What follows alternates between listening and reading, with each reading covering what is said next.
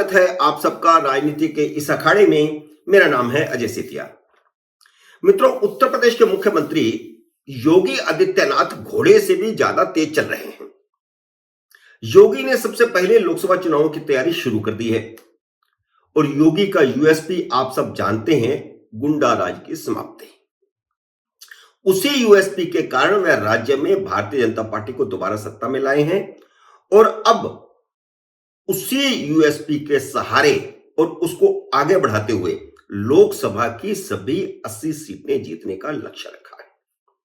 अब इस लक्ष्य से उनके विरोधी यानी समाजवादी पार्टी, कांग्रेस और बीएसपी बहुत घबराए हुए हैं, क्योंकि अगर यह लक्ष्य प्राप्ति होती है तो इसके लिए बहुत सारे पापड़ योगी को और अमित शाह को बेलने पड़ेंगे। इसलिए अफवाहें यह फैलाई जा रही हैं कि योगी में और अमित शाह में मतभेद है, योगी को बदलने की कोशिशें चल रही हैं। ऐसी अफवाहें उत्तर प्रदेश में फैल रही हैं कि अमित शाह लोकसभा चुनावों से पहले योगी को मुख्यमंत्री पद से हटवा करके केशव प्रसाद मौर्य को मुख्यमंत्री बनवाना चाहते हैं। लेकिन अगर ऐसा होता तो पहली बात तो यह है कि लोकसभा चुनावों से पहले जो उत्तर प्रदेश जिसके सहारे मोदी को सत्ता हासिल करना है, उसमें छेड़छाड़ क्यों करेंगे।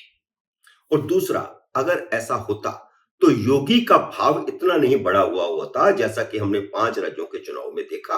5 राज्यों में मोदी के बाद सबसे ज्यादा जो डिमांड आई वह योगी की आई। अमित शाह की डिमांड भी तीसरे नंबर पर थी और योगी ने छोटी छोटी सभाएं भी की। उन्होंने कोई प्रतिष्ठा का सवाल नहीं बनाया। जैसे अमित शाह की बड़ी सभा होना जरूरी है, लेकिन योगी के सामने ऐसा कोई फंडा नहीं है। और योगी उत्तर प्रदेश में ध्यान दिए हुए हैं पूरी तरह और उनको पता है कि उनका यूएसपी गुंडा राज की समाप्ति है और उसी को ही आगे बढ़ा करके वह इस लक्ष्य को हासिल कर सकते हैं। और इस लक्ष्य को हासिल करने का मतलब क्या है? मतलब यह है कि ना तो सोनिया गांधी के परिवार से कोई जीतना चाहिए, ना अखिलेश यादव के परिवार से कोई जीतना चाहिए और ना मायावती की पार्टी का कोई उम्मीदवार जीतना चाहिए। तभी तो 80 का लक्ष्य प्राप्त होगा। और लक्ष्य प्राप्ति के लिए अमित शाह और योगी दोनों मिलकर काम कर रहे हैं। इसलिए ओबीसी वर्ग के छोटे छोटे दलों को, छोटे छोटे नेताओं को साथ लाने का अभियान चल रहा है। यूपी में इस बार ऑपरेशन मोदी के तहत 8 से 10 लोकसभा सांसदों का टिकट कटेगा और उनकी जगह पर पूर्व सैनिकों, पूर्व पुलिस अधिकारियों और अलग अलग क्षेत्रों के विशेषज्ञों और युवाओं यानी बैलेंस बनाया जाएगा। विशेषज्ञ मैंने सब सुलझे हुए लोग, अपने अपने क्षेत्र के जो विशेषज्ञ हैं, तो इसका मतलब है वह एक मुकाम उन्होंने हासिल किया और रिटायर्ड लोग, और दूसरा युवा। तो ये इस तरह का कॉम्बिनेशन बना करके मोदी इस चुनाव की नैया को पार करना चाहते हैं और योगी अपने कार्य पर लगे हुए हैं, अपराध मुक्त राज्य, और उसको आगे बढ़ाते हुए हर सीट पर जिताने का काम करेंगे। इसके लिए उन्होंने प्रशासन के समानांतर अपना सूचना तंत्र विकसित कर लिया है। इससे पहले कि प्रशासन की कोई खबर उन तक पहुंचे, उनके पास पहले ही वे खबर पहुंची हुई होती है। तो इसलिए प्रशासन में एक हड़कंप मचा हुआ है कि यह क्या हो गया। अब अधिकारी रिपोर्ट करने के लिए समीक्षा करते रह जाते हैं और मुख्यमंत्री का आदेश आ जाता है। योगी के इस सूचना तंत्र ने प्रशासन की नींद उड़ा रखी है। यही वजह है कि पूरा प्रदेश योगी की मुट्ठी में है। ऐसा कोई मुख्यमंत्री इससे पहले पिछले 40-50 साल में नहीं हुआ जिसकी मुट्ठी में पूरा प्रदेश हो, पूरा प्रशासन। हर जिले में क्या हो रहा है, हर तहसील में क्या हो रहा है, उनके पास पूरी जानकारी रहती है। जैसे पहले यूपी के कई हिस्से करने की मांग चल रही थी कि टुकड़े कर दिया जाए, बुंदेलखंड अलग बना दिया जाए, पश्चिमी उत्तर प्रदेश अलग बना दिया जाए, पूर्वी उत्तर प्रदेश अलग बना दिया जाए। इस तरह की मांग बीच बीच में उठती रही, बीच बीच में थ्योरी आती रही कि इससे क्या फायदा होगा, इससे क्या नुकसान होगा। लेकिन ऐसी कोई भी डिमांड कहीं पर भी अब नहीं हो रही, बल्कि उत्तराखंड के लोग कहते सुने जाते हैं कि उन्हें वापस उत्तर प्रदेश में मिला दो, क्योंकि उत्तर प्रदेश के सारे गुंडे उत्तराखंड में घुस आए हैं और वहां पर नेता भी कुकर मुत्तों की तरह उगाए हैं जिनका कोई स्तर नहीं है। जैसे उत्तर प्रदेश में सफाया हो रहा है गुंडों का, वैसा उत्तराखंड में नहीं हो रहा है। 2021 में जब माफिया विकास दुबे को ले जाकर रही पुलिस की जीप उलट गई थी, तो तब मुख्यमंत्री से एक पत्रकार ने पूछा था एक इंटरव्यू में कि क्या अपराधियों की ये ले जाती हुई गाड़ियां उलटने का सिलसिला जारी रहेगा?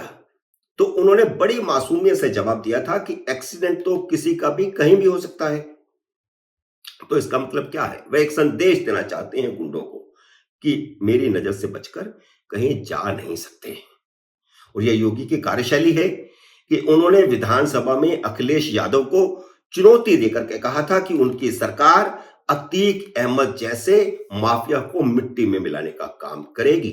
और उनके इस बयान के कुछ दिन बाद ही अतीक अहमद और उसके भाई की कोर्ट परिसर में गोली मारकर हत्या हो गई। इतना दबंग मुख्यमंत्री। तो हालांकि दबंग एक नेगेटिव शब्द है, लेकिन उनके लिए दबंग इस्तेमाल किया जा रहा है कि उन्होंने पॉजिटिव काम किए हैं।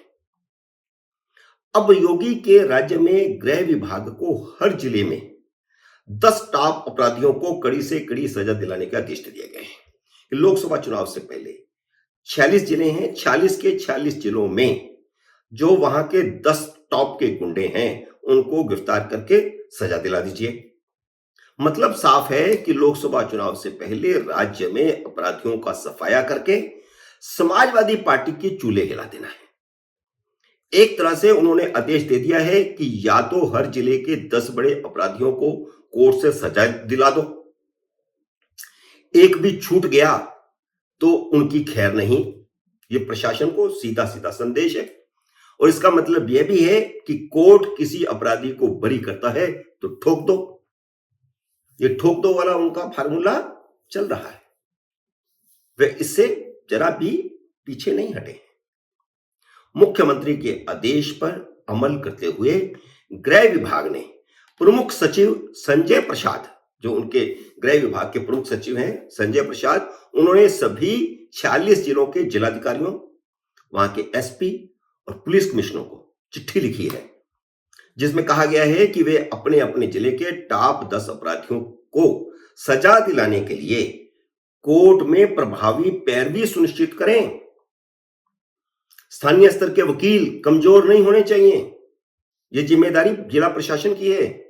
कोई बरी नहीं होना चाहिए। हर अपराधी के खिलाफ जितने भी गवाह हैं 100% की पेशी होनी चाहिए। इतना बड़ा कठोर कदम शायद ही किसी मुख्यमंत्री ने उठाया हो जिसमें यह लिखा हो कि गवाहों की पेशी 100% सुनिश्चित की जाए।